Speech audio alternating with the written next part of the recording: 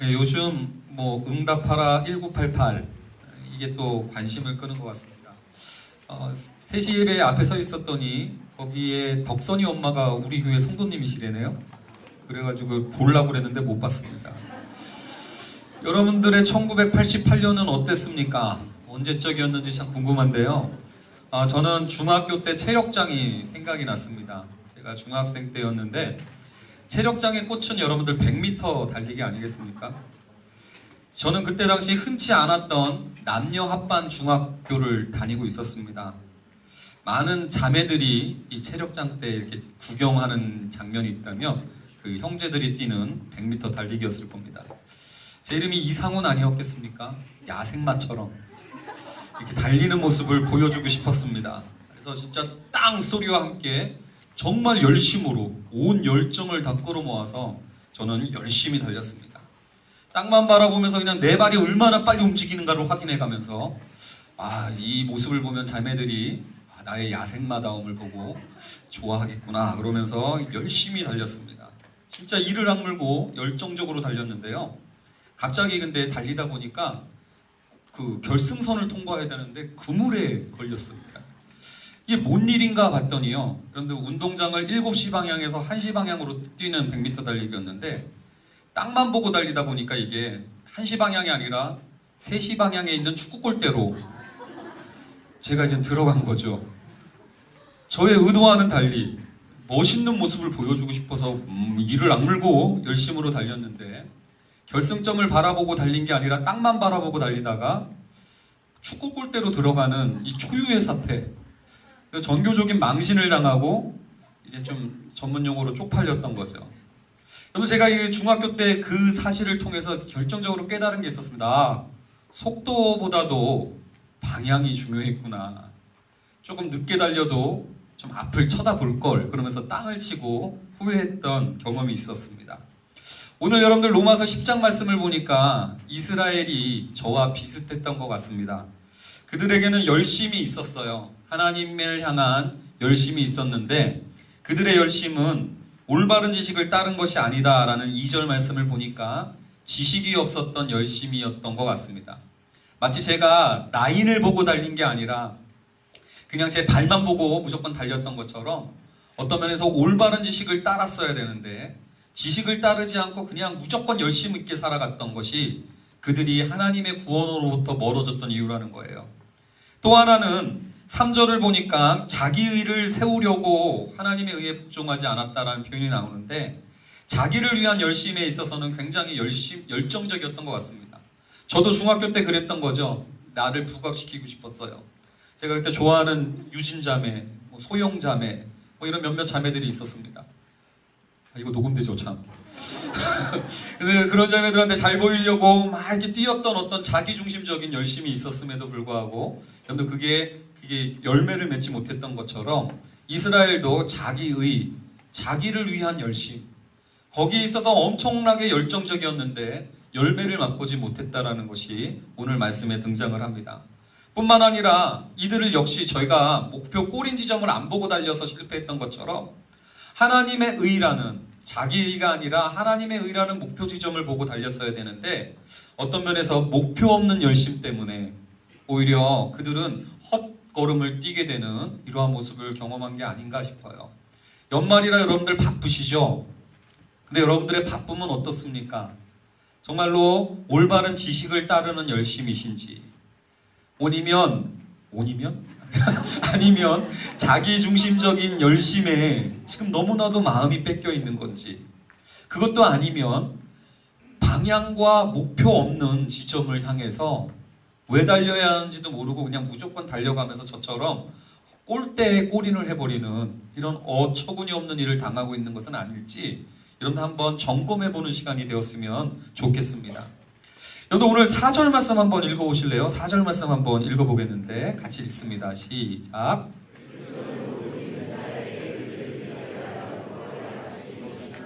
여기 보면 그리스도가 율법의 마침이 되신다는 표현이 나와요. 마침이라는 표현이 어떤 면에서 목표 지점, 목표점 이런 것인 줄로 압니다. 이스라엘 사람들이 하나님에 대한 열정의 목표는 뭐였냐면 그리스도께 향해 가야 되는 열심이었는데 그들의 목표 지점은 예수를 더 알아가고 예수 그리스도를 더 사랑하는 목표 지점이 됐어야 되는데 그들에게는 그 방향성이 없었다라는 얘기를 지금 해주고 있는 거예요.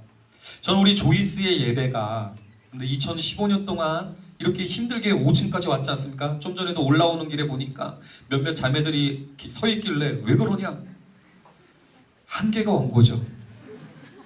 힘든 거예요. 힘든 거. 이렇게 여러분들 열정적으로 우리가 예배를 드려왔는데 여러분들 이 예배의 방향과 목적은 뭐였습니까?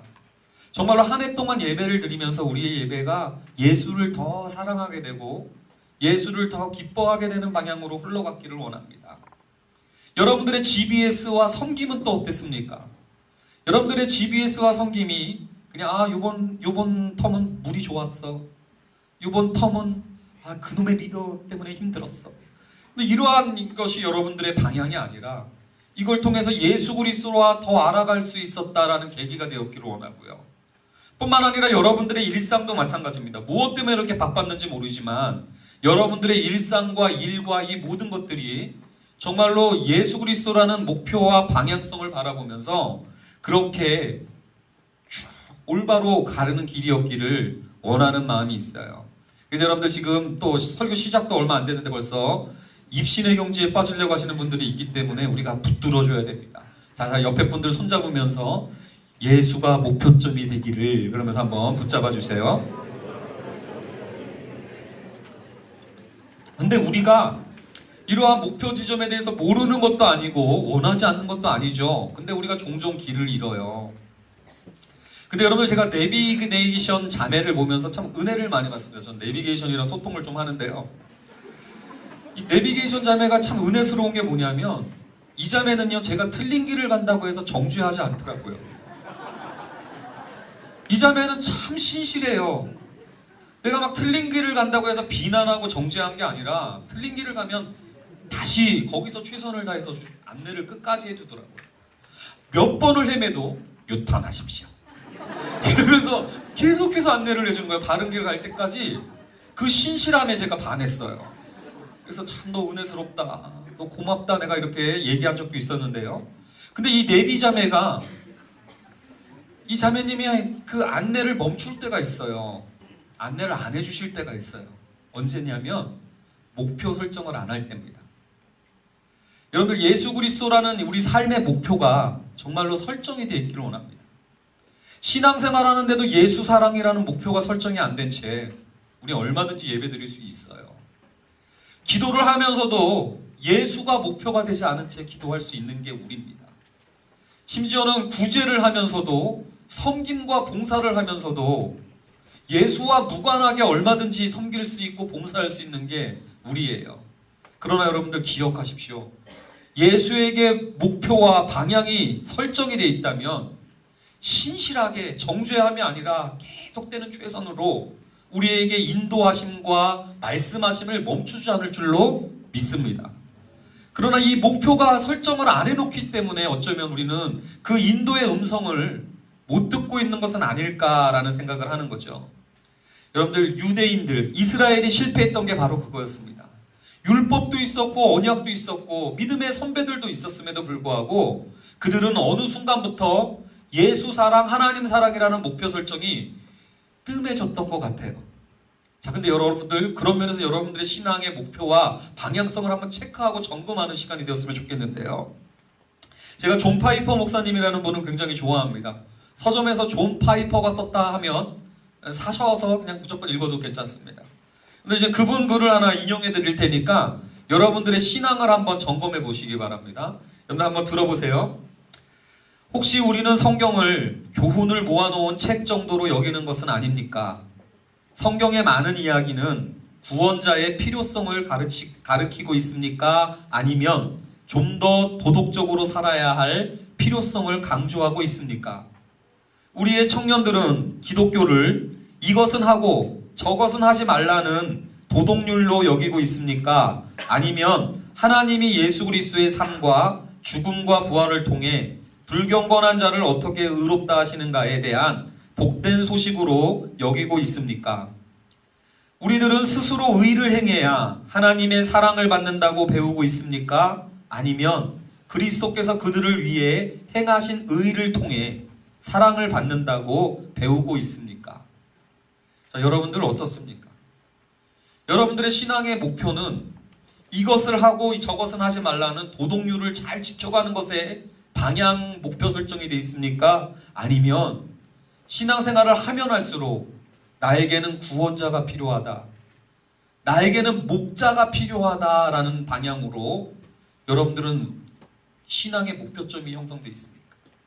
여러분들은 신앙의 목표점이 내가 의를 행해서 하나님한테 인정받아야 된다라는 것으로 신앙의 내비게이션이 목적지화되어 있습니까? 아니면 예수 그리스도가 대신 행해 주신 의에 대해서 이 때문에 내가 하나님의 사랑을 받는다는 사실을 알게 되고 믿게 되고 깨달아가고 기뻐하게 되고 감사하게 되는 방향으로 여러분들은 방향이 설정되어 있는지요? 조이스가 여태까지 계속했던 일은 바로 이 방향 설정의 싸움이었다고 저는 생각을 합니다. 자, 여러분들 어떻습니까? 지금 여러분들의 우리의 신앙의 목표와 정말로 예수 그리스도를 향한 열심이 있었는가를 여러분 다시 한번 점검하는 시간이 되기를 원하는 것이죠.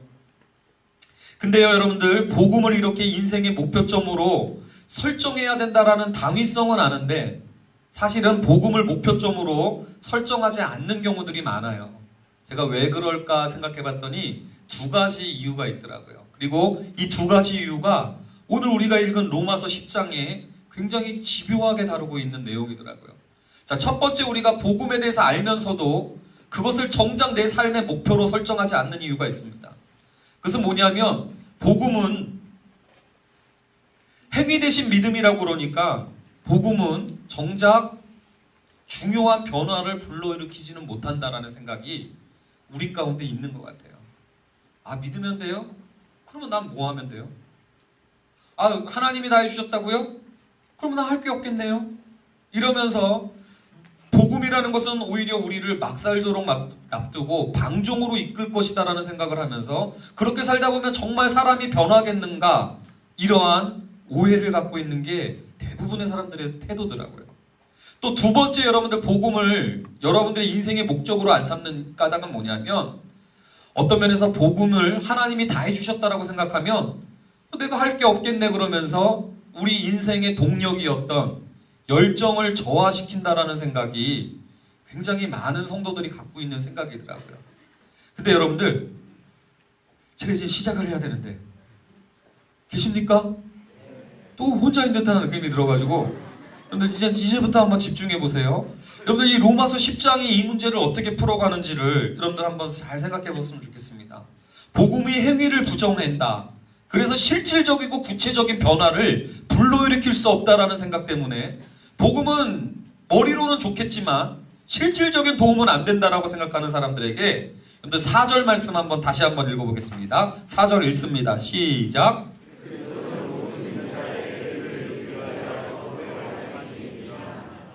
여러분들 아까 얘기했던 것처럼 이스라엘은 이 율법을 지키고 율법에 순종하는 문제에 있어서도 예수 그리스도께로 다가가는 목표로 율법을 사용했어야 되는데 그들의 신앙생활의 목표와 목표점이 예수 사랑과 연결되어 있던 게 아니라 해야 되느냐 말아야 되느냐 이걸 하면 하나님께 인정받느냐 마느냐라는 차원에서 신앙생활을 해왔던 것이었습니다.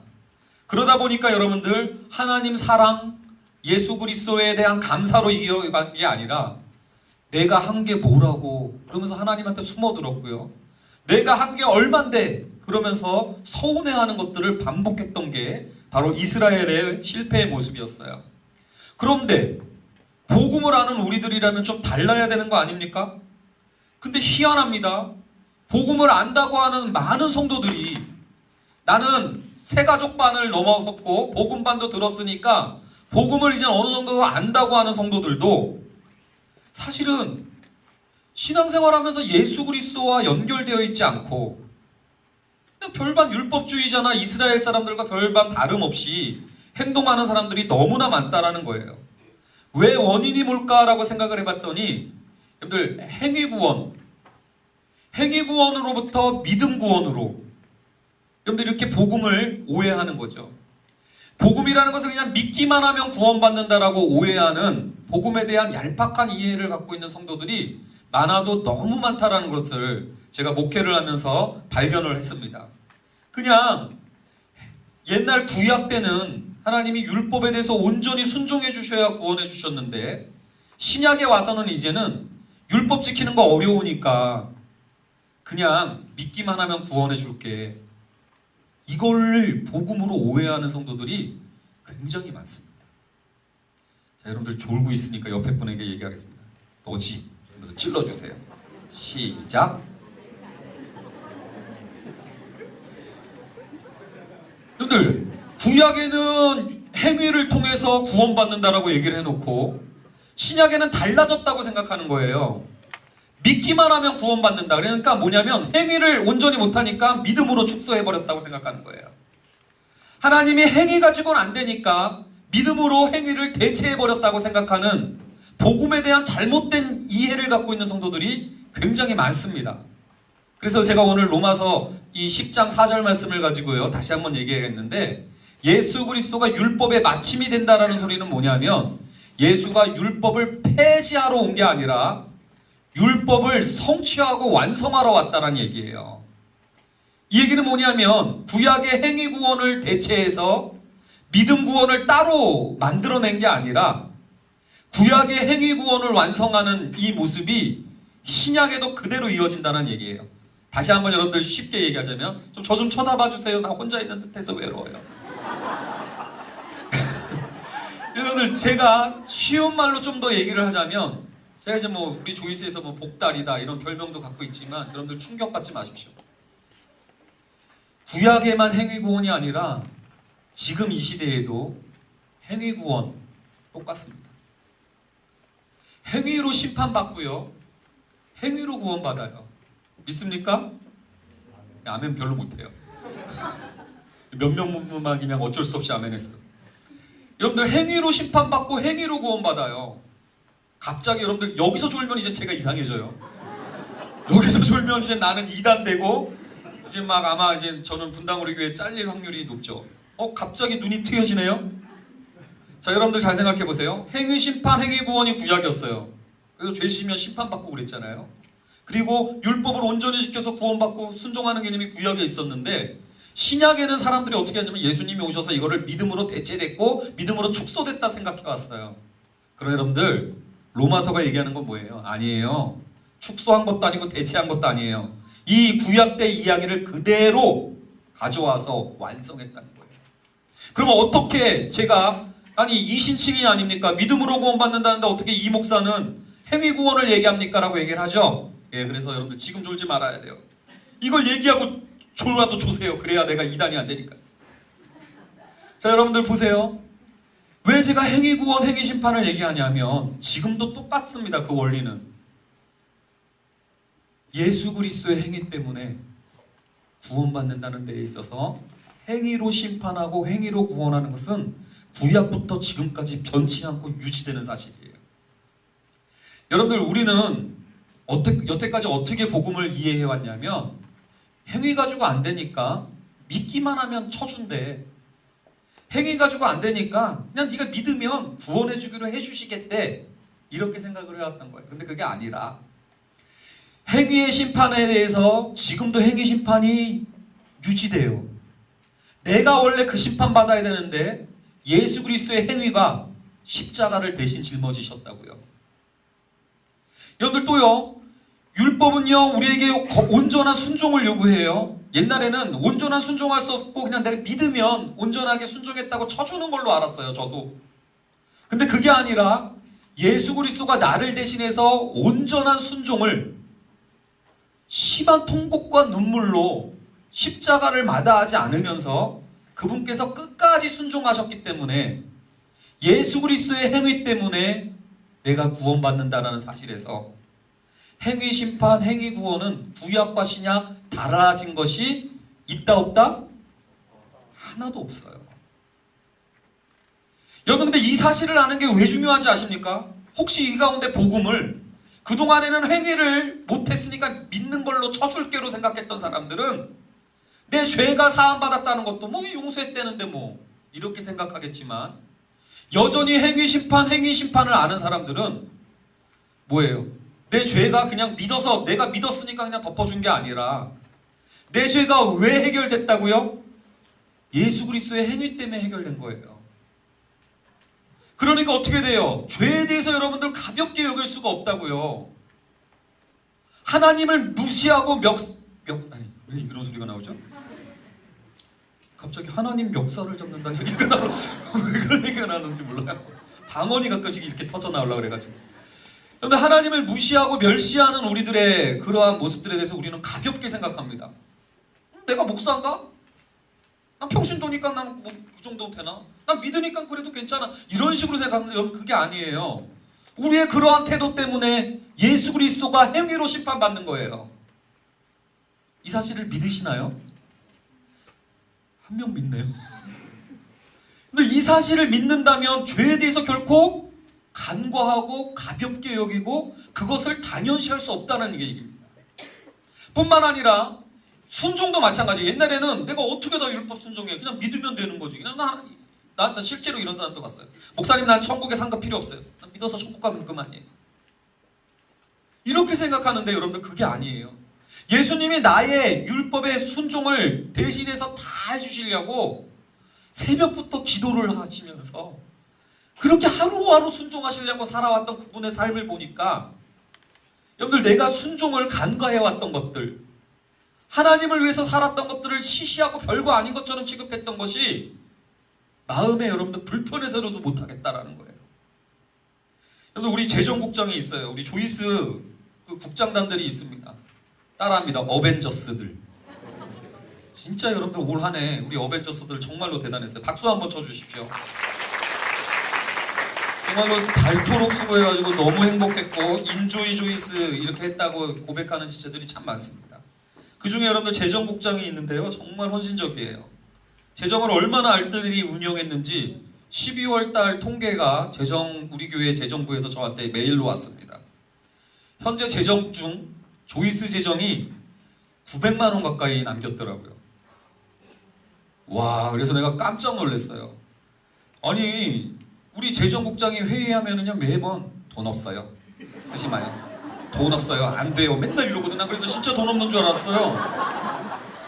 근데 여러분들 어저께인가 그저께 메일 받았는데 900만 원, 1000만 원 가까이 남은 거예요.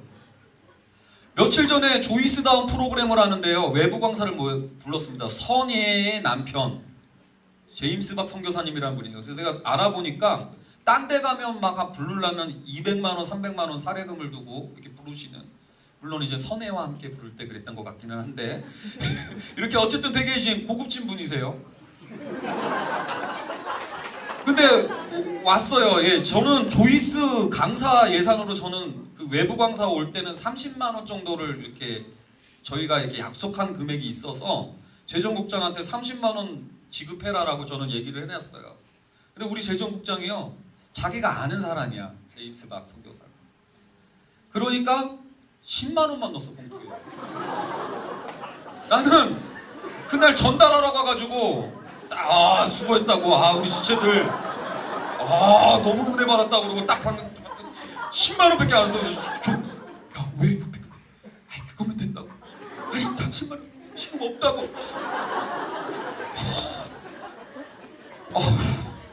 10만 원 줬어요. 10만 원. 저도 여러분들 외부 강사 나가면 저도 30만 원 최소 받거든요. 근데 여러분 굉장히 은혜 받고 이러는데 10만 원 달랑 주니까 내가 너무 미안하더라고요. 그래가지고 지갑을 주셔서 내 거라도 넣어주려고 그랬는데 없어, 또 현찰이. 여러분 근데 이런 모습을 보니까요, 제가 약간 살짝 짜증날 땐 있어요. 그래서 내가 장난으로 우리 그 재정국장한테 이래요. 목사에 권위가 없어. 이렇게 내가 막 이렇게 하소연을 해요. 목사 권위가 없다고. 좀 쓰게 해주면 30만 원 넣으라면 넣어줘야지. 그걸 또 10만 원 넣어갖고 목사 권위가 없다고 막 이렇게 제가 이렇게 하소연을 하지만 너무 고마운 거예요, 사실. 여러분들 브레이크 효과를 해주고 있지 않습니까, 그죠? 그래서 이렇게 재정을 또 많이 남겨주고, 여러분들 정말로 이런 굉장히 이러한 모습들을 보게 되니까 어떠한 모습이 드냐면 나도 깨어있게 돼요. 재정을 이렇게 아끼려고 하는데 막 써서는 안 되겠구나. 얘가 이렇게 재정국장 하면서 자기 일도 있고 바쁜데 그거 막 아끼려고 막 이러면서 막 또 부패도 시키면 되는데 또 그거 아끼겠다고 또 자기가 하고 또 그러면서 또 나한테는 힘들어서 내년엔 안 할래요 그러고. 여러분 막 그런 거 보면 너무 막 애절한 거예요. 애절한 거. 그러면서도 이러한 모습을 보니까 어떻게 돼요? 나도 막 써서는 안 되겠다는 생각이 들고 나도 이 문제에 있어서는 철저해야 되겠다는 생각이 깨어있게 되지 않습니까? 하다못해 우리 동역자 한 명이 그런 이 모습을 통해서 나도 더 아끼려고 하고 더 깨어있으려고 한다면 예수 그리스도께서 우리를 대신해서 온전하게 순종하려고 하는 삶을 사시는 모습을 정말로 믿음으로 받아들이고 있다면 여러분 우리가 거룩하게 살지 않는 모습들을 그렇게 간과할 수 없다는 얘기예요. 그러면서 여러분들 복음을 제대로 알면 알수록 우리의 삶이 저는 진짜 변할 수 있다는 생각이 듭니다. 만약에 여러분들의 삶들이 잘 안 바뀌었던 이유가 있다면 혹시 아까 제가 처음에 얘기한 것처럼 복음을 행위구원을 축소한 믿음구원으로 행위구원을 대체해버린 믿음구원으로 잘못 알고 있기 때문에 그래요. 다시 한번 조이스에서도 선포하겠습니다. 행위구원이에요. 졸면 안 돼요 또? 행위심판이에요. 그리스도의 행위가 대신 심판받은 것을 보셔야 돼요. 그리스도의 행위가 우리를 위해서 끝까지 순종하시는 모습을 어떻게 순종하셨는가를 여러분들 보셔야 됩니다. 그걸 볼 때 여러분들 복음을 믿는 삶이 변화를 못 불러일으킨다라는 이런 냉소적인 말을 할 수 없다라는 저는 생각이 들어요. 더 나아가서 두 번째 오해가 뭐냐면 이렇게 그러면 내 행위 때문이 아니라 예수 행위 때문에 구원받는 거라면 내 열정은 저하되는 거 아니냐라는 우려가 있어요. 근데 여러분들 바울은요 이 문제에 있어서 모세라는 율법의 사부를 두고 이렇게 답을 해줍니다. 5절 말씀 한번 읽어보시겠습니까? 5절 말씀 읽습니다. 시작.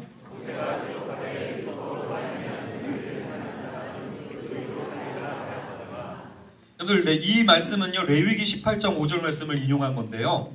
율법으로 말미암는 의를 행하는 사람은 구원받는다. 그 의로 말미암아 산다라는 얘기예요. 뭐냐면 우리가 예상했듯이 구약은 행위구원을 이야기하고 있다는 거예요. 자, 근데 여러분들 로마서 6절 7절 말씀 다시 한번 읽어주시기 바랍니다. 시작.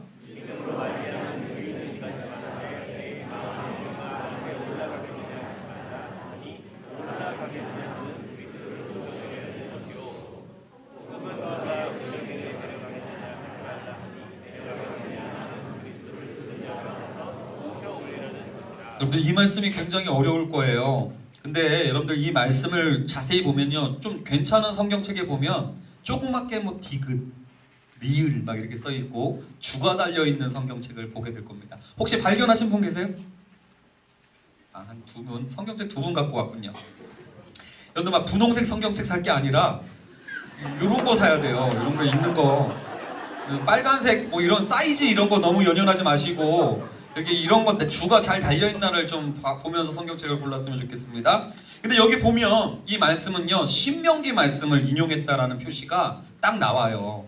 자, 근데 신명기 9장 4절 말씀을 먼저 봅시다. 이 구절을 어떻게 해석해야 되는 그 표시가 되는 구절인데요. 신명기 9장 4절 말씀 혹시 준비됐습니까?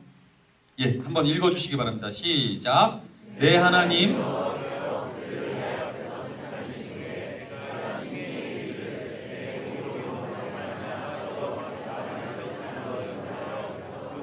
그것을 차지하게 하셨다 하지 말라. 이 민족들이 악함으로 말미암아 여호와께서 그들을 내 앞에서 쫓아내심이니라. 이게 무슨 말이냐면 제 노란 글씨로 친 부분들이 있죠. 여기 보면 내 공의로움으로 말미암아 가나안 족속을 쫓아내었다라고 생각하지 말라는 거예요. 모세 율법에 나오는 거예요. 니네들이 율법을 잘 지켰기 때문에 자기 의로 만족시켰기 때문에 내가 하나님께 대한 열심으로 뭔가를 하나님 앞에 인정받았기 때문에 약속의 땅을 차지한다라고 생각하지 말라라는 얘기를 먼저 딱 해주고 있는 문맥에서 이 본문을 한번 다시 보셔야 돼요. 자, 그러면서 여러분들 신명기 30장 11절부터 14절에 말씀들이 있는데요. 한번 여러분들 저랑 함께 보십시오. 여기 잘 보시면 내가 오늘 내게 명령한 이 명령은 내게 어려운 것도 아니요 먼 것도 아니라 라고 얘기하면서 율법에 대해서 너무 멀리 있다고 생각하지도 말고 어려운 것이라고 생각하지도 마라. 예, 그 다음 구절이요. 그러면서 하늘에 있는 것, 저 높이 있는 수준의 것도 아니다. 내가 이르기를 누가 우리를 위하여 하늘에 올라가 그의 명령을 가지고 내려올까? 우리에게 들려 행하게 하라 할 것이 아니요. 그 다음에 13절. 이것이 바다 밖에 있는 것이 아니니 저 멀리 있어서 구해와야 될 것도 아니라는 거예요. 내가 이르기를 누가 우리를 위하여 바다를 건너가서 그의 명령을 우리에게로 가지고 와서 우리에게 들려 행하게 하라 할 것도 아니라. 그러면서 결론 14절 같이 읽습니다. 시작.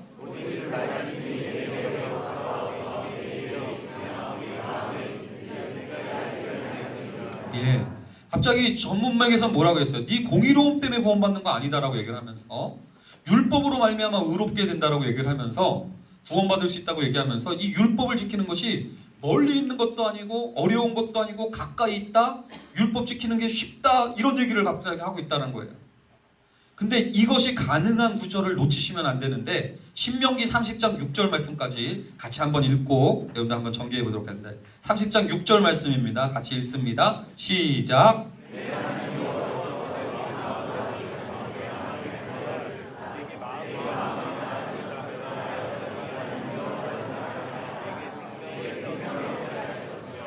예, 여기도 보면은요, 이게 여러분들 키예요.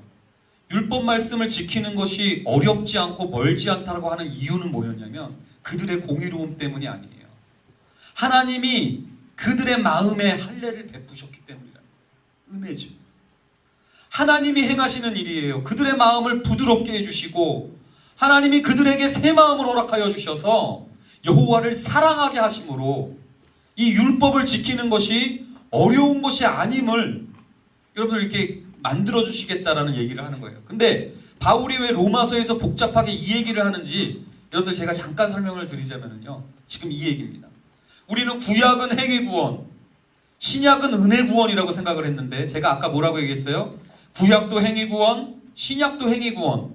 그죠? 예수 그리스도의 행위. 근데 여러분들 우리는 구약에는 은혜가 없이 행위만 있다고 생각했는데 오히려 반대로 행위 구원을 얘기했던 모세였지만 신명기에서부터 이미 은혜가 선포되고 있다는 사실이에요.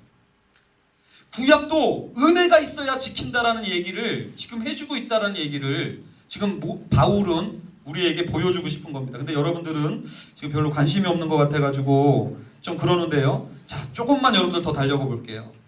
제가 왜 이 얘기를 하냐면은요. 여러분들 지금 우리는 자꾸 그 신앙생활을 오늘날에도 하나님의 도우심과 예수 그리스도가 이끌어주시는 이것을 따르지 않고 있기 때문에 우리는 신앙생활을 종종 어떻게 하냐면 누가 높은 곳에 올라가서 또는 누가 저 무적행 깊은 데까지 그 수준을 깊어져서 그때 가서 은혜를 누리게 할까 이런 생각을 하는 성도들이 굉장히 많습니다. 아, 제가 오늘 그걸 쓰고 왔어야 되는데 제가 오늘 안 챙겨온 게 있어요. 오늘 내가 이찬수 목사님 가면을 준비했었거든요. 이거 딱 쓰고 나오려고 그랬어요. 왜 그랬냐면 여러분 생각해 보세요. 우리는 습성이 이래요.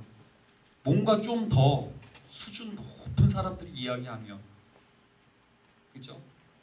우리는 이상훈 목사 정도보다 훨씬 수준 높은 사람이 이야기하면 그때 가서 은혜 받을 것이고 그때 하나님의 뜻이 내게 임하는 거 아닐까? 우리는 또는 우리 리더보다 더 깊은 누군가가 와서 얘기해 주어야 그때 가서 은혜 받을 수 있는 거 아닐까? 이런 생각들을 하게 됩니다. 근데 신명기에서 그 율법은 오늘 뭐라고 얘기를 하냐면 율법은 그 높은 곳에 누군가가 다가가서 그걸 끌어내려와야 너희들에게 전달해 줄 수 있는 것도 아니고 저 바다밖까지 헤매도록 가가지고 누군가가 그거를 특별한 스페셜한 어떤 영웅이 갖고 와서 전달해줘야 너희에게 있는 것이 아니라 하나님이 이미 너희의 마음에 할례를 해주셨고 하나님이 이미 너희들로 하여금 여호와를 사랑하게 하여 주셔서 이미 그 율법과 그 말씀의 은혜는 네 입에 있으며 네 마음에 이미 있으며 그 율법은 멀리 있는 것이 아니다. 이미 여기 있다라는 얘기를 지금 바울은 해주고 싶은 거예요. 자, 그 얘기가 여러분들 로마서 10장 8절에 나오는데 한번 같이 읽겠습니다. 시작.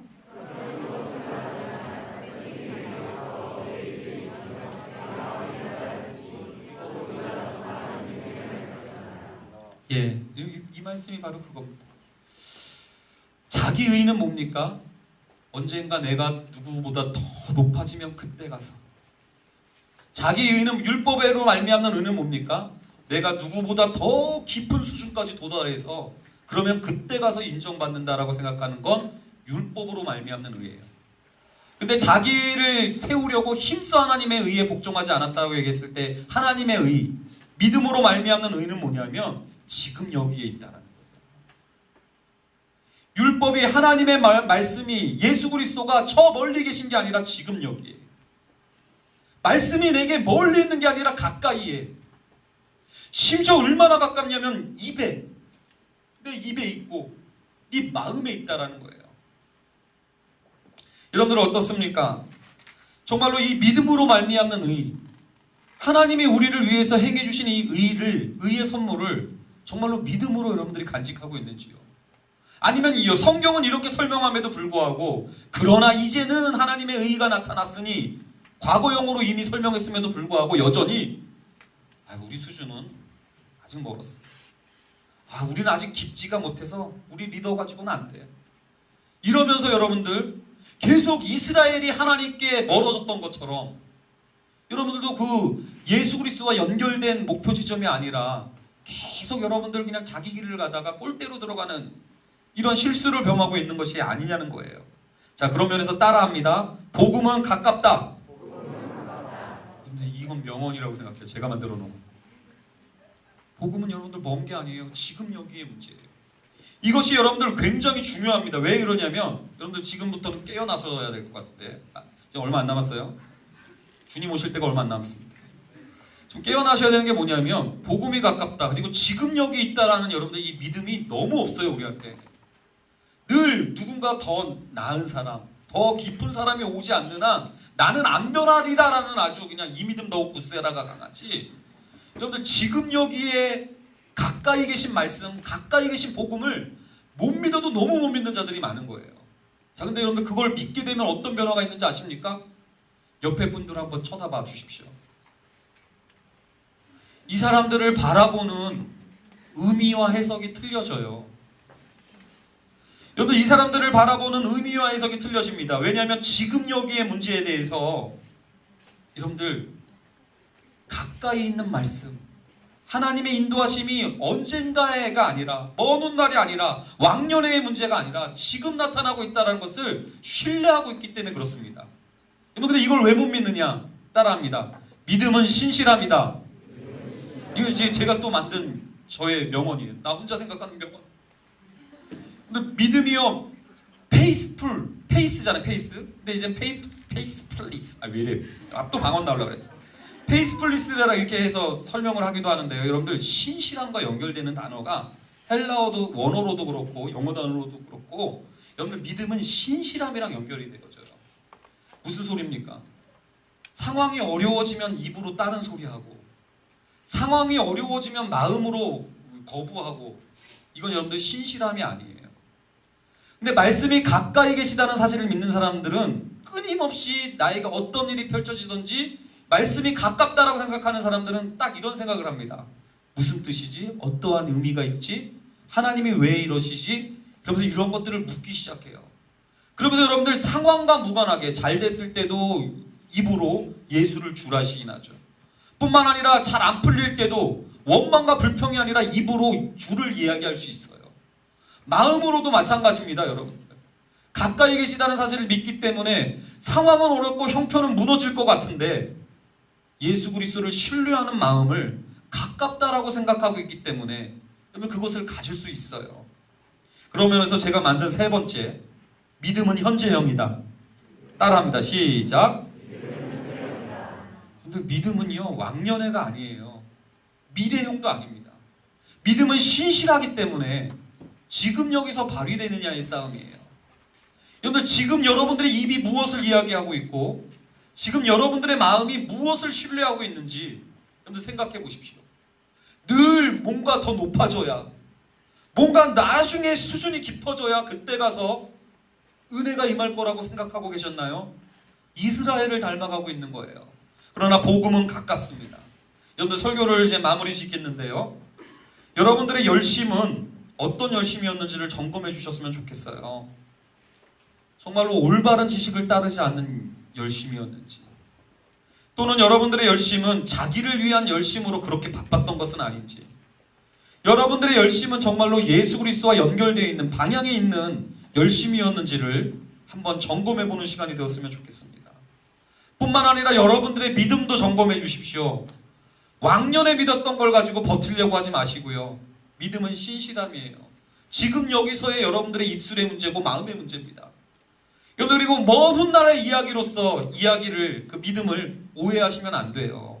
죽어서 죽기 전에 믿겠다 이런 거 아닙니다. 믿음은 현재형이에요. 자, 그런 면에서 여러분들에게 한번 질문을 던질게요. 여러분들에게 조이스는 어떤 의미가 있습니까? 여러분들에게 조이스의 의미는 뭡니까? 여러분들에게 정말로 까놓고 나누고 싶은 질문이 있습니다. 여러분들에게 조이스는 교회입니까? 아니면 일개 부서입니까?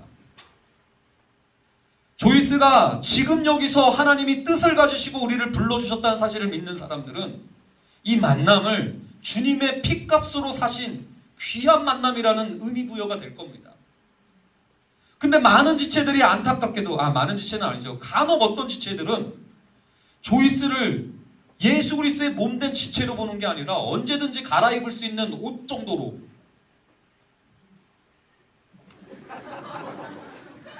옷 정도로 여러분들 그냥 이렇게 생각하는 지체들이 많아요. 이런 얘기를 하는 거죠. 너무 오래 있으니 나가야 하겠다. 마음은 알아요. 그러나 여러분들, 교회 너무 오래 있으면 나가야겠다고 생각합니까? 정말 교회 너무 오래 다녔다고 나가야 된다고 생각합니까? 여러분, 어떤 면에서 지금 여기에 대한 의미 부여를 못하고 있는 게 우리의 모습이 아닐까라는 생각을 할 때가 있어요. 저는요, 우리 조이스 공동체를 바라보면서 주의 이름을 어려움 가운데도 부르는 지체들을 많이 목격해 왔습니다. 상황과 형편이 어려운데도요, 그 입술이 예수를 주로 시인하는 자들 많이 봤어요. 어려운데 어떻게 저 상황 가운데 기뻐할 수 있을까 했는데 마음으로 주를 신뢰한다라고 모습을 보여주는 지체들, 여러분들 믿기 어렵겠지만 이 자리에 많습니다. 근데요, 로마서는 뭐라고 얘기해요? 그들이 그렇게 부를 수 있는 까닭이 뭐라고요? 믿었기 때문이라는 거예요. 그들이 지금 역사하시는 주님을 믿고 있기 때문이라는 거예요. 그리고 여러분들, 지금 역사하시는 주님을 믿을 수 있는 까닭이 뭔지 아세요? 그들이 들었다는 거예요. 복음을. 그들이 믿을 수 있었던 까닭, 그들이 그렇게 입을 열 수 있었던 까닭은 그들이 복음을 들었기 때문이라고 얘기를 하고 있고요. 로마서는 또 뭐라고 얘기하는지 아십니까? 그들이 들을 수 있었던 까닭, 전파하는 자가 있었다는 거예요. 여러분들, 복음은 나 혼자 책상에서 터득하는 게 아니라 판소리가 전수되는 것처럼 누군가의 입술을 통해서 전수되는 것인 줄로 저는 알고 있어요. 우리는 조이스 청년부를 통해서, 여러분들 로마서 공부해 본 적 있었던 사람, 그 전에 1장부터 10장까지 막 다 보가면서 이렇게 없어요? 여러분들, 로마서의 말씀을 여러분들은 지금 전수받고 있잖아요. 우리 리더들 통해서. 근데 여러분들은 생각하기를 그 리더들이 수준이 저기 높지가 않아서 리더를 바꿔주시면 그때 가서, 우리 리더는 저처럼 수준이 깊지 못해서 우리 리더 가지고는 은혜 못 받아요. 이렇게 있으면서 여러분들 지금 가까이 있는 말씀에 대해서 계속해서 부정하고 외면하고 있었던 것은 아닌지 생각해 보십시오. 전파하는 자가 있었기 때문에 그런 자들이 나타나기 시작했고요. 뿐만 아니라 전파하는 자는 어떻게 생겼던 거냐면, 내가 뽑은 게 아니라 내가 그냥 너 제자만 했어? 그럼 했어? 그럼 너 리더해. 이래가지고 여러분들 뽑은 게 리더가 아니라, 따라합니다, 보냄받은 자들. 이게 바로 로마서가 보여주는 거예요. 지금 여기서 보내주셨던 우리 리더들, 물론 저도 볼 때마다 안 믿겨요. 그러나 여러분들 한번 감사의 박수로 우리 리더들 한 학기 동안 또 자, 정리하겠습니다. 저는 우리 조이스 지체들이 지금 여기에 믿음을 잃어버리지 않았으면 좋겠어요. 내비게이션 자매는 예수와 연결되어 있는 목표점이 형성되어 있으면 어떤 길을 가든지 지금 여기를 멈추는 적이 없어요.